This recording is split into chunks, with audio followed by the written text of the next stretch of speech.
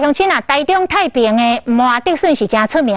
今年因为大花影响到笋的生长，头一批的麻竹笋较细枝，也毋过伫农友用心照顾之下，这个口感也是真鲜甜、真好食。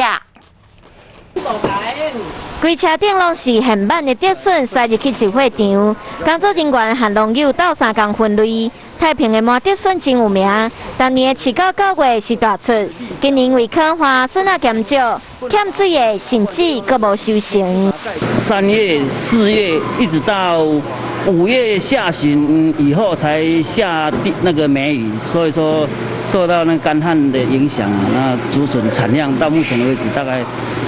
目前估计起来大概少了1/3的量。农友讲，3、4月份上需要水的时阵欠水，叶仔生袂出来，互当咧成长的叶嘛补袂出来，影响到竹笋的成长，阁有收成。那产量减少1/3，嘛互今年麻竹笋产季慢20多公。因为你现在叶子长得慢，那现在